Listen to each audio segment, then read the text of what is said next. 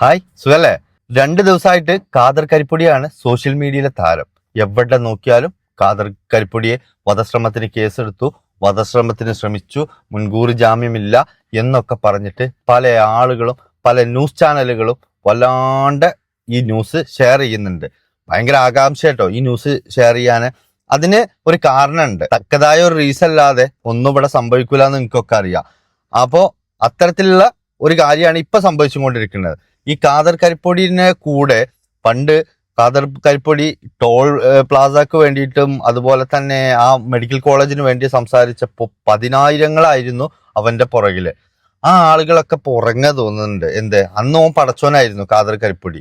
ഇതിന്റെ മുമ്പ് തന്നെ ഇതുപോലെ തന്നെ ഒരു ഉത്തമ ഉദാഹരണമാണ് എനിക്ക് മനസ്സിലാക്കാൻ കഴിഞ്ഞത്. എന്തറിയോ? ഷിയാസ് കരീമിനെ നിങ്ങൾക്കൊക്കെ അറിയും. സോഷ്യൽ മീഡിയയിൽ ഒരു കാലത്ത് എല്ലാവർക്കും ഭയങ്കര കാര്യമായിരുന്നു. എല്ലാവരും നല്ല കമ്പനി ആയിരുന്നു. സാധാരണ ഒരാളുകളെ പോലെ എല്ലാവരോടും കയറി സംസാരിക്കുന്ന ഒരാളായിരുന്നു ഈ ഷിയാസ് കരീം.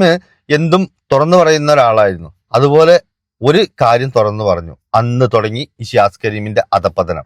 എന്താണെന്നല്ലേ? അഖിൽ മാരാർ BJP സ്ഥാനാർത്ഥിയായിട്ട് മത്സരിച്ച സമയത്ത് ഇതുപോലെയുള്ള സോഷ്യൽ മീഡിയ ഉള്ള കുറച്ച് ആളുകള് ഷിയാസ് കരീമിനോട് അതിനെ കുറിച്ചിട്ട് ചോദിച്ചു. അതിന് ഷിയാസ് കരീം ഒരു മറുപടി പറഞ്ഞു. ഈ ചാണകങ്ങളെ കുറിച്ചിട്ടൊക്കെ ഞാൻ എന്ത് പറയാനാ, വിട്ടുകള, നമുക്ക് അതിനെ കുറിച്ചിട്ടൊന്നും നേരെ ഇല്ലാന്ന്.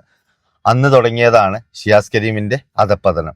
അതായത് ഒരു പെണ്ണ് ഇങ്ങോട്ട് സ്നേഹിച്ചിട്ട് ഇങ്ങോട്ട് ചോദിക്കാതെ ഷിയാസ് കരീമിന് കാശ് കൊടുക്കുന്നു, ഒപ്പം ഫോൺ ചെയ്യുന്നു. പിന്നെ കല്യാണത്തിന് മുമ്പ് നടന്ന സംഭവങ്ങള് എല്ലാം ഈ പെണ്ണ് വളരെ വ്യക്തമായിട്ട് ഇതിലൊന്നും ഷിയാസ് കരീമിന് പങ്കില്ല, ഞാൻ എൻ്റെ ഇഷ്ടത്തിന് കൊടുത്തതാണ് എന്ന് പറഞ്ഞിട്ട് പോലും ഷിയാസ് കരീമിനെ അത് വെച്ച് മാക്സിമം നാറ്റിച്ചു. അവന്റെ ഫാമിലിനെ അവനെയും ഒക്കെ. അതായത് തെറ്റിനെ ഒരിക്കലും ശരിവെക്കല്ല ഞാൻ. പക്ഷെ ഇതിലെങ്ങനെ നോക്കിയാലും ശരി, ഇതിലെ തെറ്റ് ഫുള്ള് ആ പെണ്ണിന്റെ അടുത്താണ്. പക്ഷെ പെണ്ണിന്റെ ഭാഗത്തായി എല്ലാവരും. അതിനു മുമ്പ് ഈ അഖിൽമാരാർക്കെതിരെയുള്ള ഈ ഷിയാസ് കരീമിന്റെ മറുപടി കണ്ടിട്ട് പലരും കൈയടിച്ചു. പക്ഷെ എന്തായി? പിന്നെ ആ കൈയടിച്ചവരാരും പിന്നീട് കണ്ടിട്ടില്ല. എന്നിട്ട് ഇപ്പൊ എന്തായി? ഷിയാസ് കരീം ഒരു സൈഡിലേക്ക് മാറി. സത്യം എന്താ അസത്യം എന്താന്ന് പോലും ഒരു എക്സ്പ്ലെയിൻ ചെയ്യാൻ കഴിയാത്ത രൂപത്തിൽ ഷിയാസ് കരീമിനെ അങ്ങോട്ട് ഒതുക്കി. അതേപോലെ തന്നെയാണ് ഇപ്പോ ഈ ഖാദറിന്റെ കാര്യം. ഖാദർ ടോൾ പ്ലാസക്ക് വേണ്ടിയിട്ട് വന്നു നിന്നപ്പോ അത്രയും ആളുകൾ വന്ന് സപ്പോർട്ട് ചെയ്തു. എല്ലാ കാര്യങ്ങളും അത് വിജയകരമായി ഏറ്റെടുത്തു, കൈയടിച്ചു. അതേപോലെ തന്നെ മെഡിക്കൽ കോളേജിന്റെ കാര്യം. ഈ മെഡിക്കൽ കോളേജിന്റെ കാര്യം അവൻ കളിച്ചിരിക്കുന്നത് ചില്ലറ ടീമിനോടൊന്നും അല്ല. എന്നിട്ടും അതിൽ അത്രയും ജനങ്ങളെ കൂട്ടി അവരെ ഒന്നും ചെയ്യാൻ പറ്റാത്ത രീതിയിൽ ഒതുക്കാം ഈ ഖാദർ കരിപ്പൊടിക്കും അന്നാ കൂടിയ ആളുകൾക്കും കഴിഞ്ഞു. ഇപ്പോ അവരുടെ ചാൻസ് ആണ്. അത് അവര് നന്നായിട്ട് മുതലെടുക്കുന്നുണ്ട്. ഓരോ ന്യൂസ് ചാനലിലൊക്കെ വരുന്ന ഓരോ ന്യൂസൊക്കെ കേട്ട് കഴിഞ്ഞാണ്ടല്ലോ, ഞങ്ങൾക്ക് ജസ്റ്റ് മാതൃഭൂമിയുടെ ഒരു ന്യൂസ് ഒന്ന് കേൾപ്പിച്ചു തരാം. നിങ്ങളൊന്ന് കേട്ടോക്കി എത്ര ഭംഗിയായിട്ടാണ് അവര് പറയുന്നത് എന്നുള്ളത്. സോഷ്യൽ മീഡിയയിലെ ചില നന്മ മരങ്ങൾ കണ്ടിട്ടില്ലേ? അത്തരത്തിൽ ഒരാളെ പരിചയപ്പെടുത്തി തരാം. സമൂഹ മാധ്യമങ്ങൾ നിറയെ സാമൂഹ്യ പ്രതിബദ്ധത മാത്രമുള്ള കണ്ടന്റുകളാണ്. പാവപ്പെട്ടവരെ സഹായിക്കും, സമൂഹത്തിന്റെ ഉന്നമനം മാത്രം ലക്ഷ്യമിടും. ചില കീടങ്ങൾ പല സ്ഥലങ്ങളിലും തിരികെ കയറുന്നത് പോലെ പലയിടത്തും ഇന്റർവ്യൂകളായും പ്രതിഷേധങ്ങളും ഒക്കെയായി കയറും. എന്തായാലും ഇയാൾക്കെതിരെ നിലവിൽ 10 കേസുകൾ രജിസ്റ്റർ ചെയ്തിട്ടുണ്ട്. അതൊന്നും സാമൂഹ്യ പ്രവർത്തനം നടത്തിയതിന്റെ പേരിലല്ല. എന്തായാലും ഇയാൾ ഇപ്പോൾ ഒളിവിടത്തിലാണ്. ഒരു പോക്സോ കേസും ഇയാളുടെ പേരിലുണ്ട്.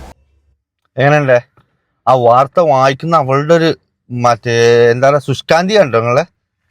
അതായത് ചില കീടങ്ങള് ചിലയിടത്ത് കയറുന്ന പോലെയുള്ള കേറ്റാണ് ഇവൻ ചെയ്തുകൊണ്ടിരിക്കുന്നത് എന്നുള്ളത്. ഞാൻ പറഞ്ഞില്ലേ, കിട്ടിയ ചാൻസ് അവർ നന്നായിട്ട് മുതലെടുത്തുക്കണം. അല്ലാതെ ഇത്രയും ബിൽഡപ്പ് കൂട്ടിയിട്ട് ഈ ന്യൂസ് വായിക്കാം പിന്നിലൊരാളുടെ സഹായം ഇല്ലാതെ കഴിയൂല. അത് 100% ഉറപ്പാണ്. ഇവനെ ഒതുക്കുക എന്നുള്ളത് ചില ആളുകളുടെയൊക്കെ ലക്ഷ്യമാണ്. എനിക്ക് ഇവനെ നേരിട്ട് അറിയൂല, ഇവനിക്ക് വേണ്ടിയിട്ട് ഞാൻ വെളുപ്പിക്കാൻ വന്നതുമല്ല. പക്ഷെ നിങ്ങൾ തന്നെ ഒന്ന് ചിന്തിച്ച് നോക്കുക. ഈ സോഷ്യൽ മീഡിയയിൽ നിങ്ങൾ ഓരോ കാര്യം ചെയ്യുമ്പോൾ അതൊക്കെ സൂപ്പറായിരുന്നു, നല്ല മനസ്സാങ്ങൾക്ക്, അത് ചെയ്തത് നന്നായി, പടച്ചോ നിങ്ങൾക്ക് ഉണ്ടാവും, പടച്ചോ നിങ്ങളെ രക്ഷിക്കും എന്നൊക്കെ പറഞ്ഞിരുന്നവര് വരെ ഇപ്പോ ഇവനിക്കെതിരെയുള്ള പോസ്റ്റുകൾ പോസ്റ്റ് ചെയ്യാൻ തുടങ്ങി. അവൻ ചെയ്ത തെറ്റെന്താ അറിയോ? 2 പേര് തമ്മിലുള്ള സാമ്പത്തിക ഇടപാടില് മധ്യസ്ഥ പറഞ്ഞു. ആ മധ്യസ്ഥ പിന്നീട് വഴക്കായി എന്നല്ല, പബ്ലിക്കിൽ ഇട്ടിട്ട് അടിപിടിയായി. ആ അടിപിടിയിൽ മധ്യസ്ഥം പറയാൻ പോയ ഇവനും പെട്ടു. ഇവനും അതിനെക്കുറിച്ചൊരു എക്സ്പ്ലെയിൻ തന്നിട്ടുണ്ട്. എന്തായാലും അതും കൂടി ഒന്ന് കേൾക്കാം, എന്നിട്ട് നമുക്ക് ബാക്കി പറയാം. എന്താ കാതറെ സംഭവിച്ചത് എന്ന് ചോദിക്കുന്ന എൻ്റെ പ്രിയപ്പെട്ട സുഹൃത്തുക്കൾക്ക് വേണ്ടിയിട്ടുള്ള ഒരു വീഡിയോ ആണ്.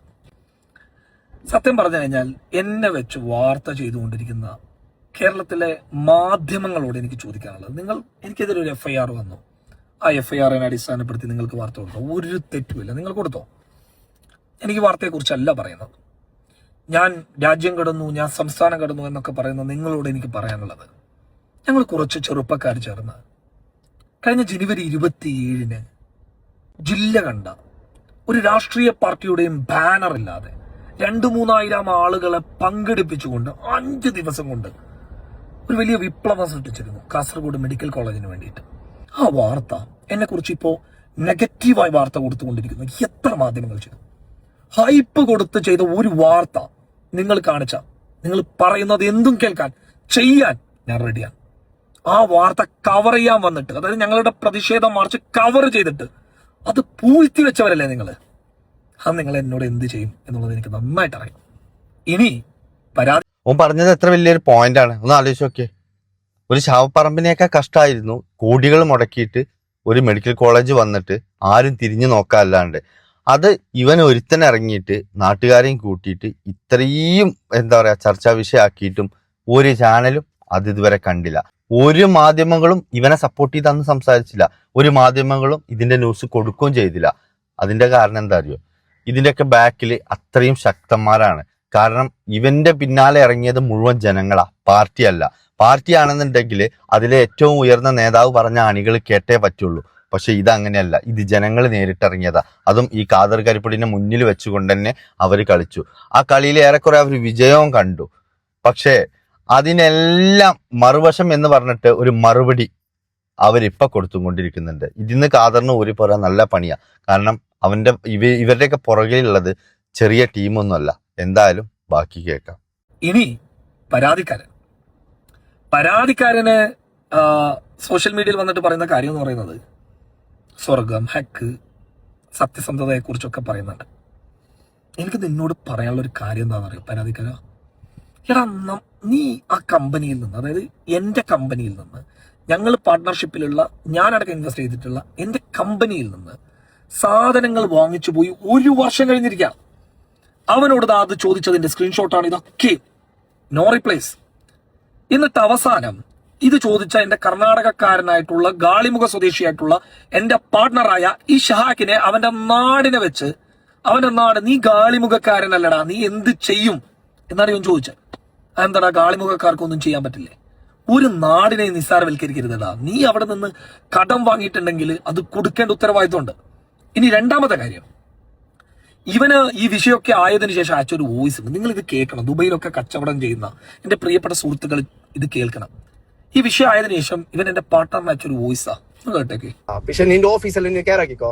ഞാൻ വിളിക്കുന്നത് മേജർ നാസറിന്റെ സിഐഡിന്റെ ഓഫീസിൽ പാർക്കൊക്കെ കയറും. അതെ, വല്ല ശ്രദ്ധിച്ചോ? സ്റ്റാഫിനെല്ലാം പറഞ്ഞയച്ചു കേട്ടോ. അതായത് ഇവന് CID അയക്കൂന്ന്.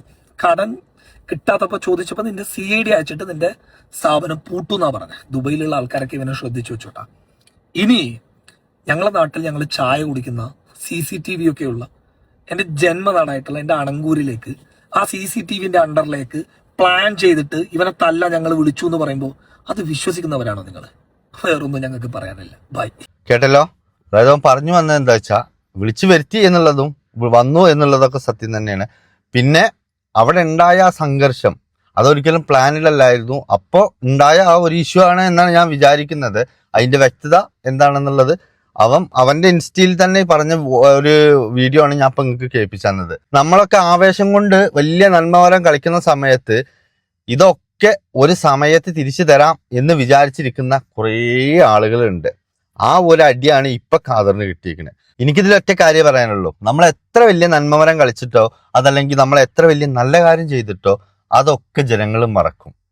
100 പേരിൽ ഇതുപോലത്തെ ഒരാളായി നമ്മളും മാറും. അതുകൊണ്ട് സ്വന്തം റിസ്കിലും സ്വന്തം റെസ്പോൺസിലും മാത്രം ആരെന്ത് വേണമെങ്കിലും ചെയ്യുക.